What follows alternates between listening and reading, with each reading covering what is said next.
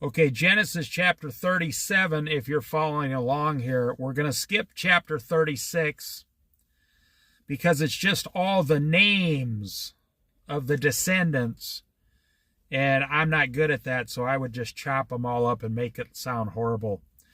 So I will be skipping all those types of things in the Bible that I can't even pronounce. That's fine. It's not a big deal.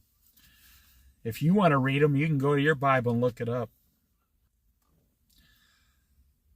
So we come down to chapter 37. It starts with Joseph.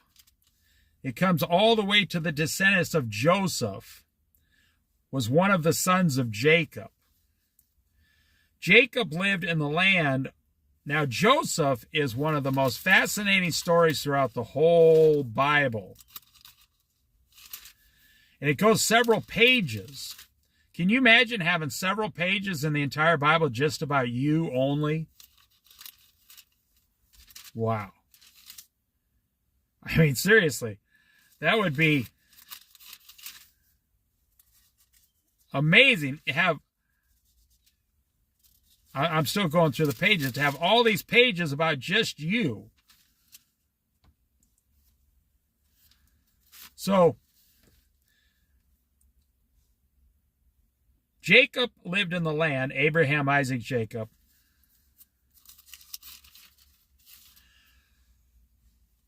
Where his father had stayed, the land of Canaan. Now, you know, what is this land? This is the land God is giving the house of Israel. And you know, the country of Israel today is only about 10% of what God promised Israel. So God promised the house of Israel pretty much half the Mideast. You can go look it up on a YouTube or even on Google Maps. How much land did God promise all of Israel? So during the 1,000-year reign, the saved Israelites will have that land, in my opinion. Or at least after the 1,000-year reign, the saved Israelites, they will still be restored for all eternity because that's God's people. Now, you cannot be saved as a Jewish person unless you saved through Jesus Christ. Salvation now, praise be to God, is the same for Jew and Gentile, identically the same. So I just wanted to touch on this.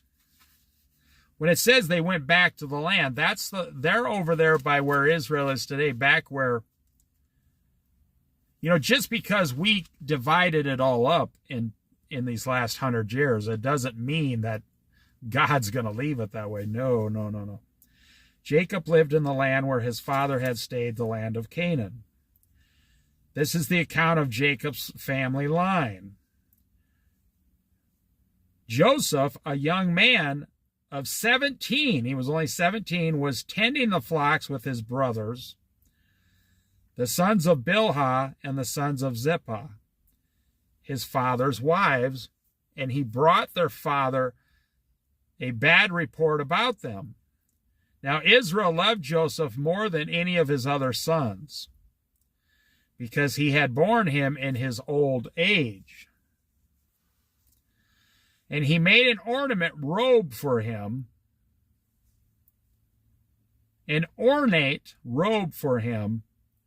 when his brothers saw that their father loved him more than any of them. They hated Joseph and could not speak a kind word to him. These are some pretty rough guys, but wait till the end of this story. Joseph had a dream, so God gave him a dream, and when he told it to his brothers, they hated him all the more. He said to them, you see, the fact that he had a dream proves that God picked Joseph, just like God picked King David, King Solomon. You probably have someone in your family that God has picked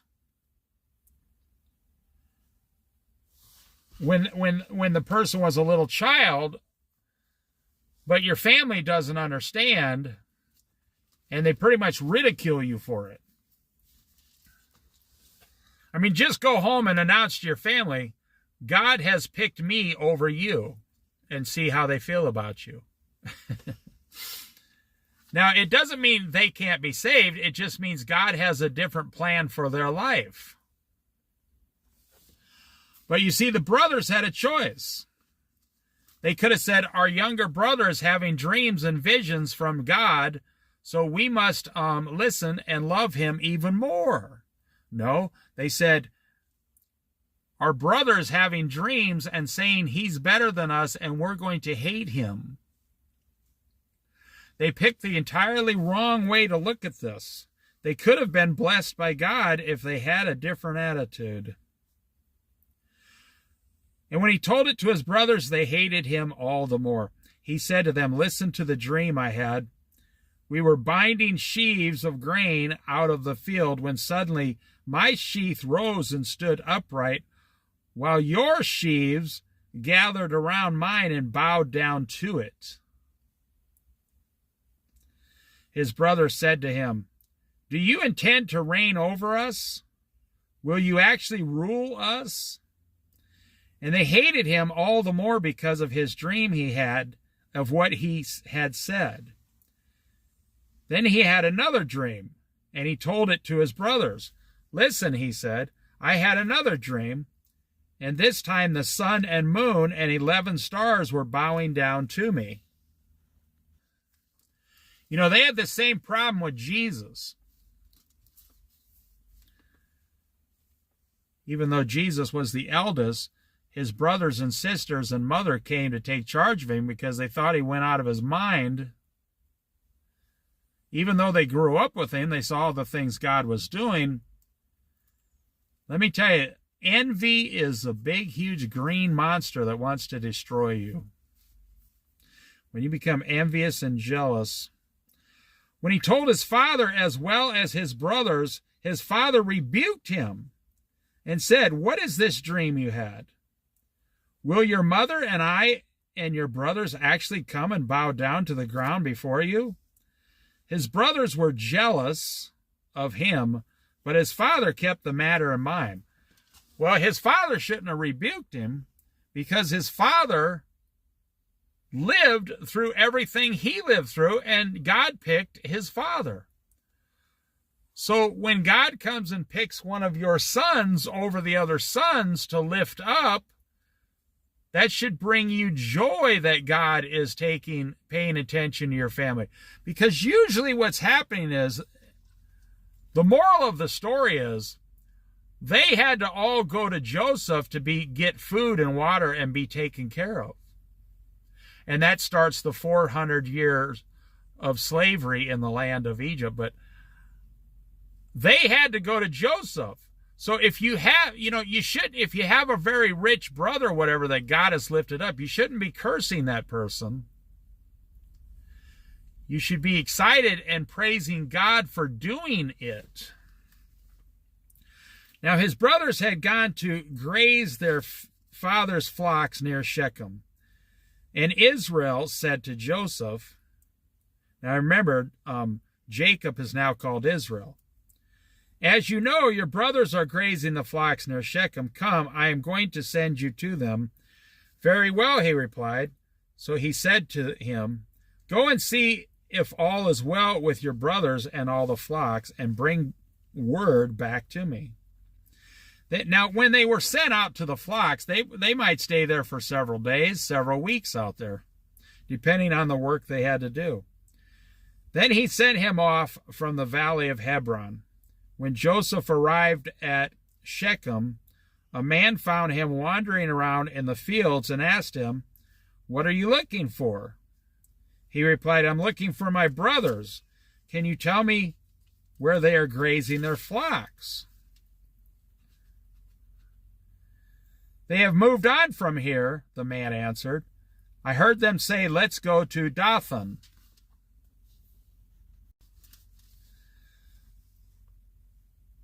Genesis chapter 37, verse 17.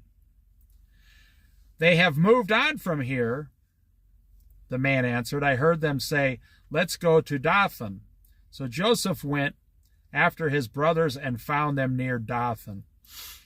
But they saw him in the distance, and before he reached them, they plotted to kill him.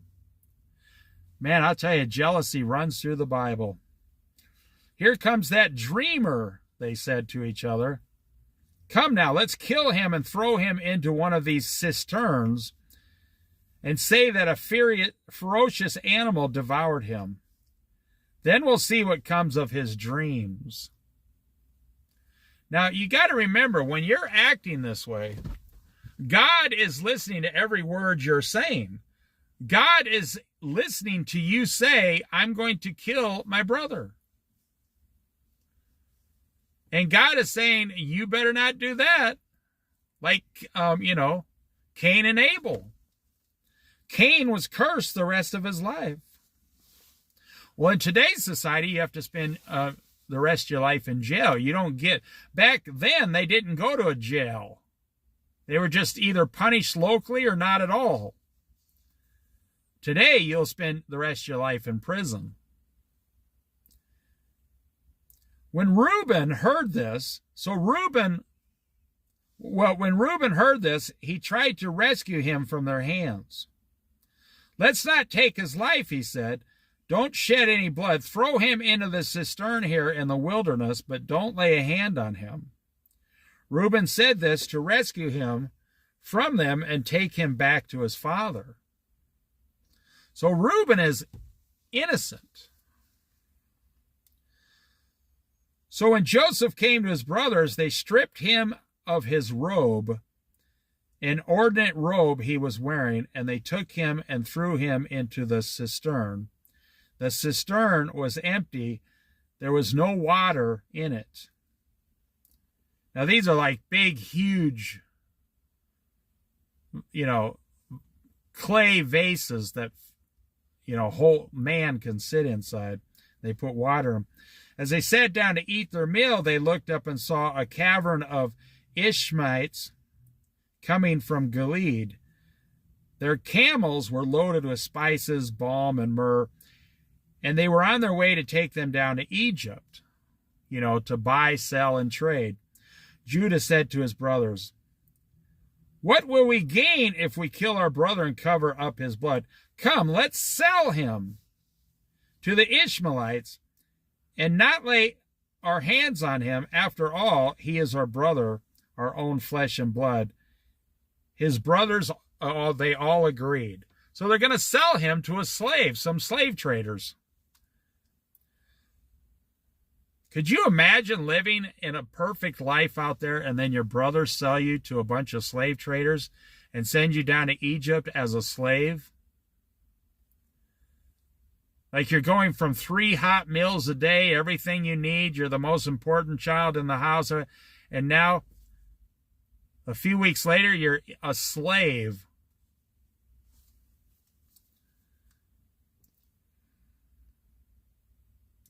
So when the Midianite merchants came by, his brothers pulled Joseph out of the cistern and sold him for 20 shekels. Remember, they sold Jesus for 30 pieces of silver. 20 shekels of silver to the Ishmaelites who took him to Egypt.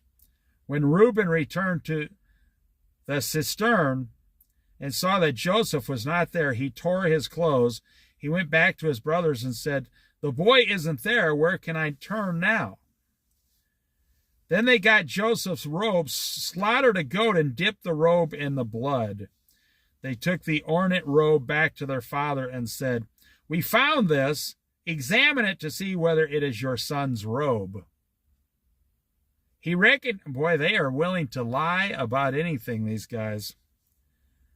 He recognized it and said, "It is my son's robe. Some ferocious animal has devoured him. Joseph has surely been torn to pieces." Then Jacob tore his clothes. Just look at the pain they're causing the parents here by lying to them. Then Jacob tore his clothes, put on sackcloth, and mourned for his son many days. All of his sons and daughters came to comfort him, but he refused to be comforted. "No," he said, I will continue to mourn until I join my son in the grave." So his father wept for him. Meanwhile, the Midianites sold Joseph in Egypt to Potiphar, one of Pharaoh's officials, the captain of the guard. See, Joseph would have made a great slave because he was in great shape. He probably had smooth skin because he wasn't really doing very hard work. You know, I mean, he was kind of a mama's boy. And, you know, and he was also smart. He probably spoke 3 or 4 languages. He probably knew how to add, subtract, you know, how to read and write. And this made him very valuable, and he sold very quickly to a high official. Genesis chapter 38. At that time, Judah left his brothers and went down to stay with a man of Adullam named Hira. There Judah met the daughter of a Canaanite man named Suha. He married her and made love to her. She became pregnant and gave birth to a son who was named She conceived again and gave birth to a son and named him Onan. She gave birth to still another son and named him Shelha. It was at Kezib that she gave birth to him. Judah got a wife for his firstborn, and her name was Tamar. But Judah's firstborn, was wicked in the Lord's sight, so the Lord put him to death. Let me ask you a personal question. Are you wicked in the Lord's sight? Well, 75% of the people on earth are wicked in the Lord's sight.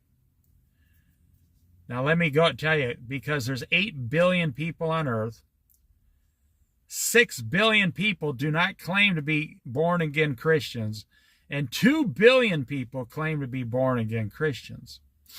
So that would mean 75% of the earth do not claim to be born-again Christians, and 25% of the inhabitants upon the earth claim, at least, I'm not saying they are or they aren't, I'm just saying what they claim. They do claim to be born-again Christians. So after the cross, everything changed. So if you are not a born-again Christian, you are considered to be wicked in the eyes of the Lord. I can make the world easy for you today. You are either wheat or weeds.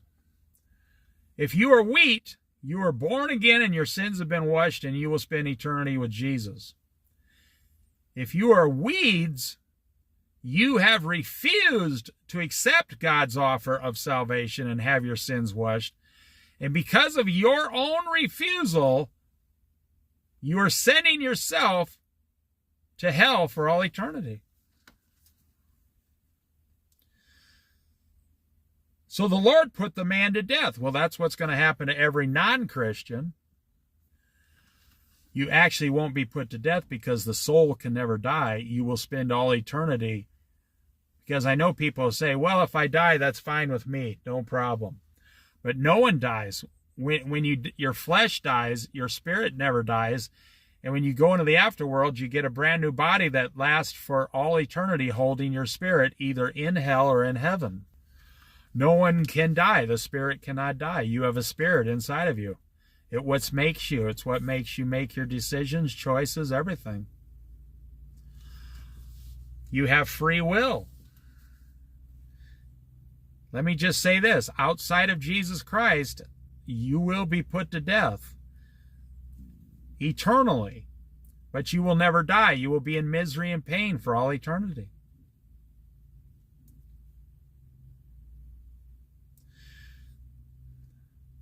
Then Judah said to Onan, sleep with your brother's wife and fulfill your duty.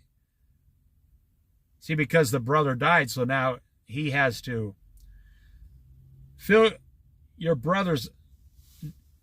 fulfill your duty to her as a brother-in-law to raise up offspring for your brother. See, if your brother's wife died, you're supposed to marry her and bring her into the household to take care of her, is basically what it was. It wasn't about just having sex with someone. It's about taking care, because women back then had no rights, had no property, had no money.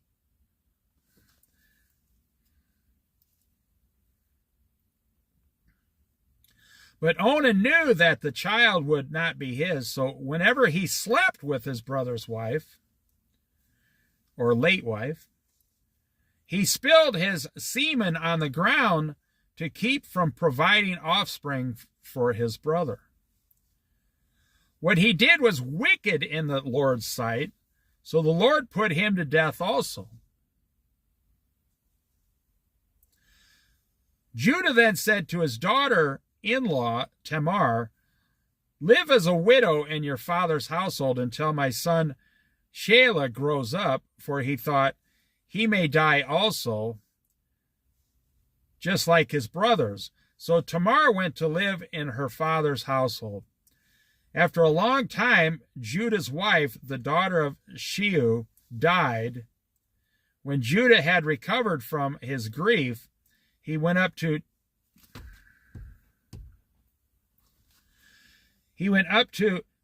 Timnah to the men who were shearing his sheep, and his friend Hira, the Adulamite, went with him. When Tamar was told, "Your father-in-law is on his way to Timnah to shear his sheep," she took off her widow's clothes, covered herself with a veil to disguise herself, and then sat down at the entrance to Enaim, which is on the road to Timnah, for she saw that though Shelah had now grown up, she had not been given to him as his wife. When Judah saw her, he thought she was a prostitute. You see, she disguised herself as a prostitute to trick Judah to sleep with her. And she becomes pregnant and has his child. And he calls her very wise for tricking him. For she had covered her face, not realizing that she was his daughter-in-law. He went over to her by the roadside and said, "Come now, let me sleep with you." Well, this guy shouldn't be sleeping with prostitutes anyway. "And what will you give me to sleep with you?" she asked. "I'll send you a young goat from my flock," he said. "Will you give me something as a pledge until you send it?" she asked. She's tricking him, because he's not thinking with his brain, he's thinking with his pants, you see. He said, "What pledge should I give you?" "Your seal and its cord, and the staff in your hand," she answered. So he gave them to her and slept with her, and she became pregnant by him. Now, when they did that back then, they kept the veil over their face. They kept the disguise over their face. That's just how they did it. After she left, she took off her veil and put on her widow's clothes again. Meanwhile, Judah sent the younger goat by his... Now, you ask the question, how could you not recognize your own daughter-in-law? Because you're thinking in modern-day terms. You see, today, women walk around almost with no clothing on at all. I mean, you ever stop and wonder how God hates that? I mean, half the women today dress like prostitutes. So back then, all the women were covered up. So you never ever saw, your daughter-in-law, like we see women today. I mean, you can go over to your best friend's house and his wife can be walking around in a bathing suit, almost 80% naked. A thing that should not be, by the way. It should not be like that. Meanwhile, Judah sent the young goat by his friend, the Adulamite, in order to get his pledge back from the woman. Now, I want to say, if you're a married man today, and you sleep with prostitutes, your wife's going to leave you. Not to mention all the diseases today, but back then, they'd sleep with a prostitute. They wouldn't tell their wife nothing. They had 3 or 4 wives. They'd never tell their wife any of their business like that. You look at in the Mideast, Iraq, all these places, Iran, half the population over there is living just like they did 4,000 years ago. They live the exact same way.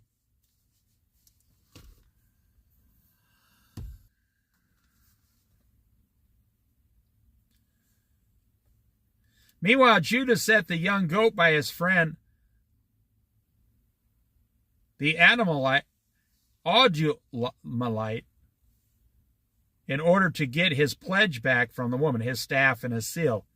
But he did not find her. He asked the men who lived there, "Where is the shrine prostitute who was beside the road at Enium?" "There hasn't been any shrine prostitute here," they said. So he went back to Judah and said, "I didn't find her. Besides, the men who lived there said there hasn't been any shrine prostitute here."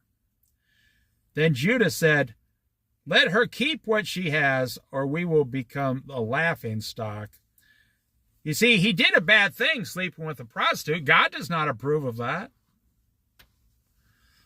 God might allow it without killing you, but it doesn't mean God approves it. There are things in your life that God allows, but he does not approve. It's a big difference. "After all, I did send her the young goat, but you didn't find her." About 3 months later, Judah was told, "Your daughter-in-law Tamar is guilty of prostitution, and as a result, she is now pregnant." Judah said, "Bring her out and have her burned to death." Oh, this guy's going to be made a fool. He's thinking, "I wish I'd never slept with that prostitute." As she was being brought out, she sent a message to her father-in-law. "I am pregnant by the man who owns these," she said, and she added, "See if you recognize whose seal and cord and staff these are." They were his. Judah recognized them and said, "She is more righteous than I, since I wouldn't give her to my son Shelah, and he did not sleep with her again. When the time came for her to give birth, there were twin boys in her womb." See, God is going to bless the woman. "As she was giving birth, one of them put out his hand, so the midwife took the scarlet thread and tied it to the wrist and said, 'This sounds like Jacob and Esau.' This one came out first, but when he drew back his hand, his brother came out, and she said, 'So this is how you have broken out,' and his name was Perez. Then his brother, who had a scarlet thread on his wrist, came out, and his name was Zerah. Now, back then, it was very important, if you had twins, to make sure you knew who was born first, even if it was only a couple minutes before the other one, because who was ever born first automatically was, technically had the birthright. But then you never know. They might die later or become evil or run off or whatever. So this guy slept with his daughter-in-law thinking she was a prostitute, and she turned it around on him. Genesis chapter 39. Now Joseph had been taken down to Egypt. Potiphar, an Egyptian who was on one of Pharaoh's officials, the captain of the guard, bought him from the Ishmaelites who had taken him there. The Lord was with Joseph so that he prospered. See, but the Lord, even though he was sold into slavery, the Lord is with him just as much as he always was. When you have a problem in your life, the Lord is still with you. You should, as a Christian, you should not think, I stubbed my toe or something in life. The Lord has left me, or some people say the Lord is angry.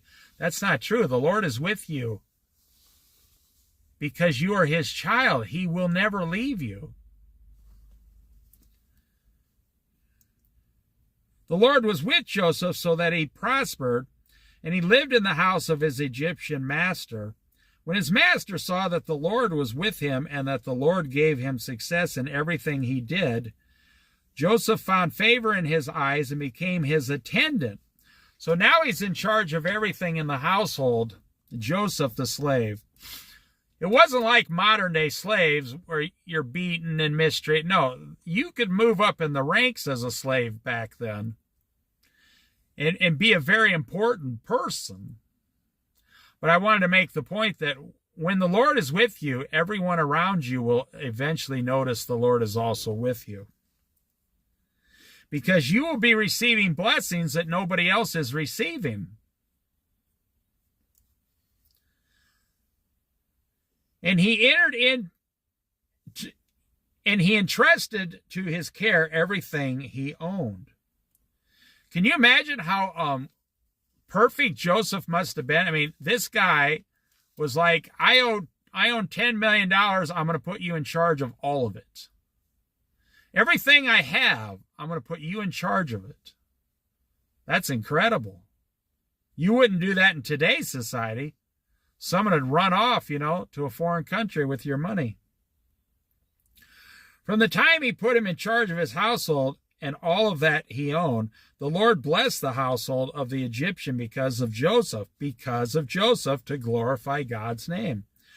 The blessing of the Lord was on everything Potiphar had, both in his house and in the field. So Potiphar left everything he had in Joseph's care.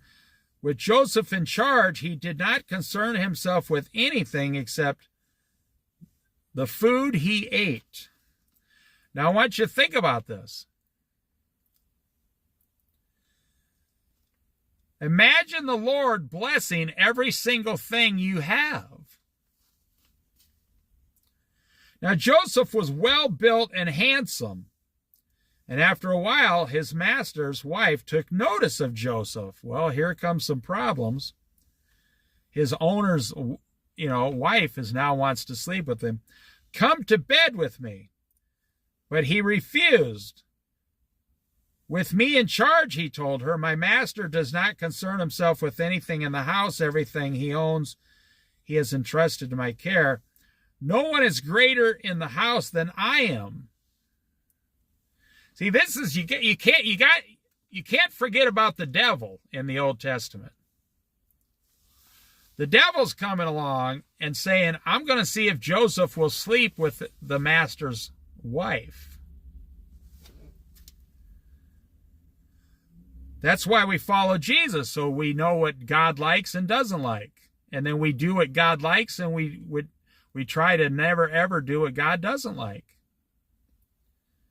We try not to sin. No one is greater in this house than I am. My master has withheld nothing from me except you, because you are his wife. How then could I do such a wicked thing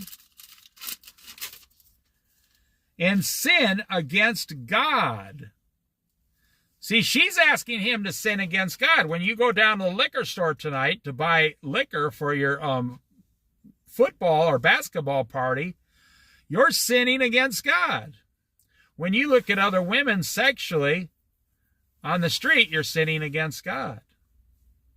When you don't read your Bible, you're sinning against God. It's just the way it is, but nobody today is paying attention. Very few people are paying attention.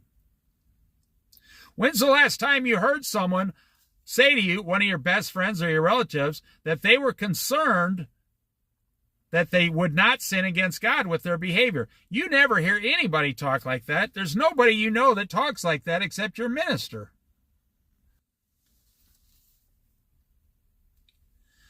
And though he spoke to Joseph day after day, she spoke to him. He refused to go to bed with her or even be with her. One day he went into the house to attend to his duties, and none of the household servants was inside. She caught him by the cloak and said, "Come to bed with me." But he left his cloak in her hand and ran out of the house. Now this guy has a bad wife. She likes to sleep around. When she saw that he had left his cloak in her hand and had run out of the house, she called her household servants. You see, this is what evil people do when they don't get their way. They try to destroy you. "Look," she said to them, "this Hebrew has been brought to us to make sport of us. He came in here to sleep with me, but I screamed." And you ever notice they lie all the time? They lie, they lie, they lie. They never stop lying. They never, ever stop lying. They never, ever stop lying. That's what evil people do.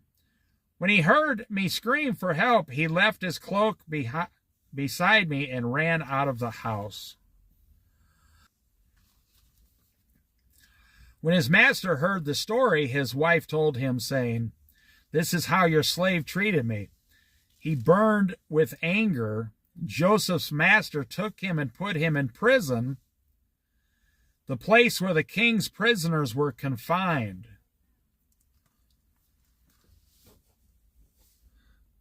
So Joseph didn't do it.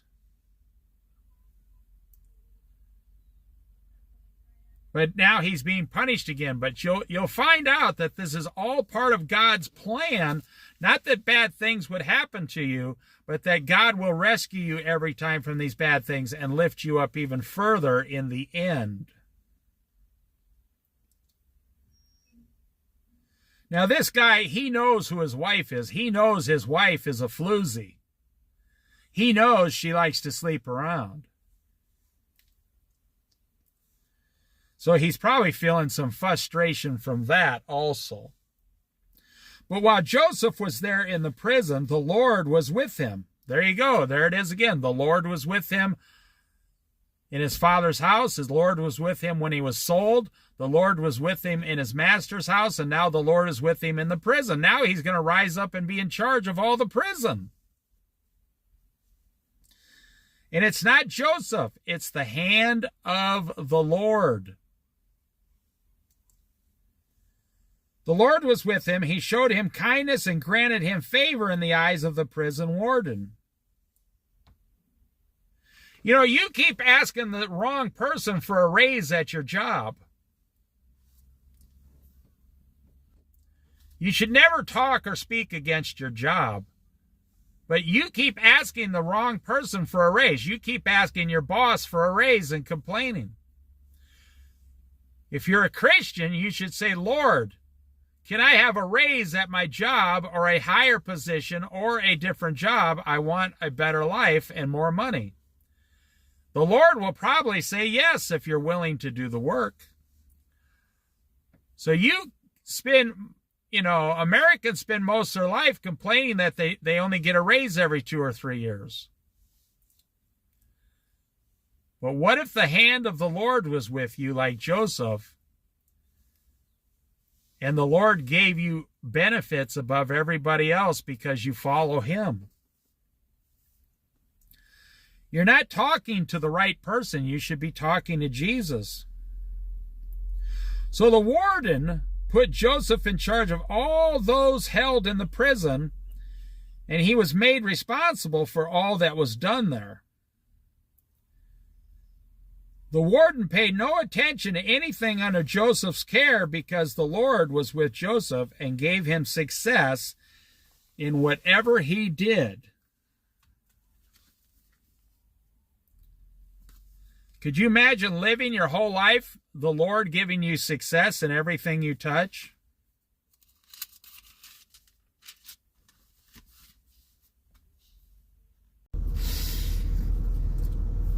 Genesis chapter 40.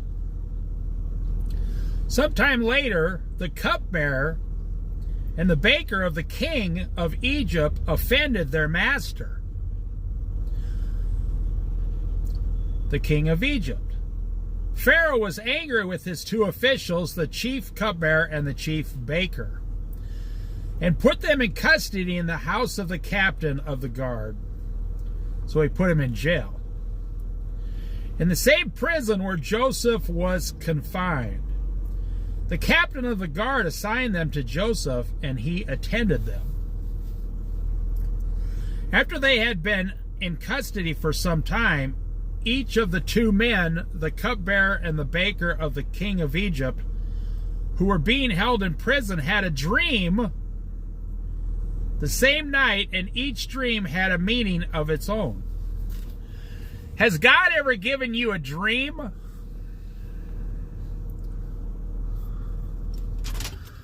I've had God give me dreams, and they've come true. Now, just things about my own personal life. Or God would tell me something in a dream, and I would immediately wake up, and so I could remember the dream. I would say, Lord, what does that mean? And then he would tell me. And it was usually to avoid something, avoid someone, or go a different direction, or something was going to happen. And 100% of the time it came true, but it wasn't I don't dream about the end times, or it's only God talking to me. One of the ways God speaks to me. Now, as a Christian, this is supposed to be very normal. God is supposed to speak to you, 10 different ways, whatever pleases, God your Father as a Christian believer, his child. It really had nothing to do with anybody else except just me or my wife. That was it. So I can't really tell you it was something worldly, it was profound to me, and that's all.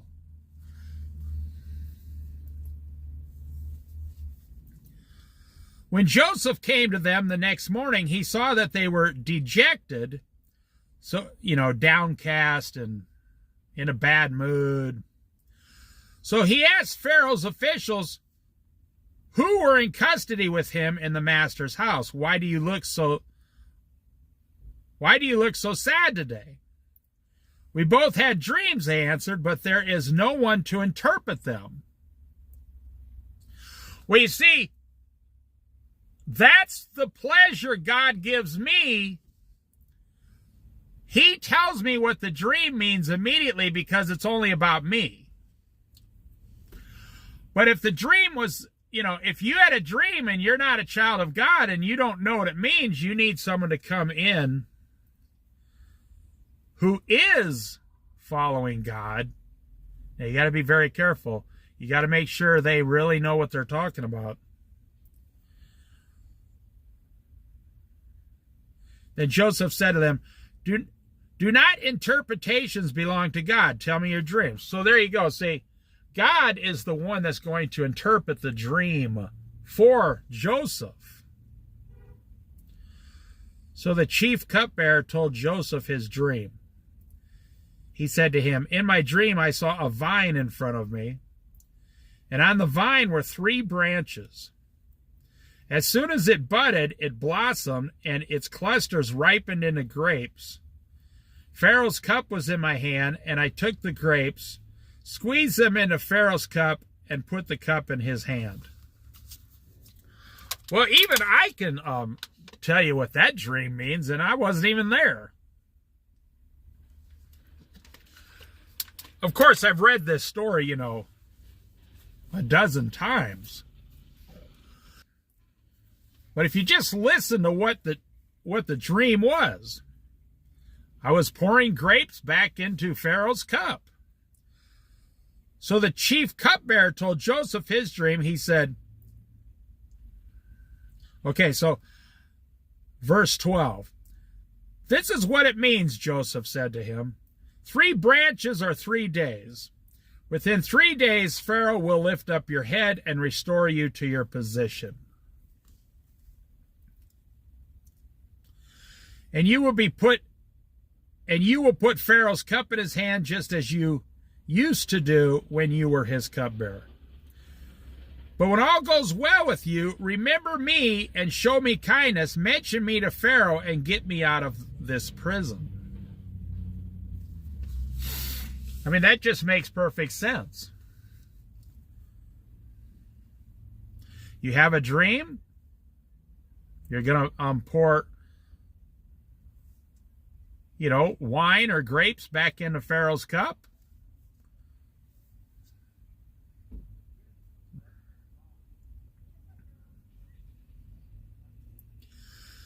I was forcibly carried off from the land of the Hebrews, and here I have done nothing to deserve being put in a dungeon. When the chief baker saw that Joseph had given a favorable interpretation, he said to Joseph, I too had a dream. On my head were 3 baskets of bread. In the top basket were all kinds of baked goods for Pharaoh, but the birds were eating them out of the baskets on my head. Well, that would mean that the birds are a symbol of you are being devoured. The bread, your life, your wealth is being devoured away. This is what it means, Joseph said. The 3 baskets are 3 days. Within 3 days, Pharaoh will cut off your head and impale your body on a pole, as the birds will eat away your flesh. Now the 3rd day was Pharaoh's birthday, and he gave a feast for all the officials. He lifted up the head of the chief cupbearer, and the chief baker, in the presence of his officials, he restored the chief cupbearer to his position, so that once again he put the cup into Pharaoh's hand. But he impaled the chief baker, just as Joseph had said to them in the interpretation. The chief cupbearer, however, did not remember Joseph. He forgot him. Do you ever have someone very important promise something to you? I mean, well, you ever borrow someone money and they promise to pay you back at a certain time? And then you can never, ever trust that person again. It's very hard to trust them. It's hard to trust people who screw you over. In other words, they pick themselves over you. I mean, just in this one area, the promise. You ever have someone promise you a job, and then they hire somebody else instead?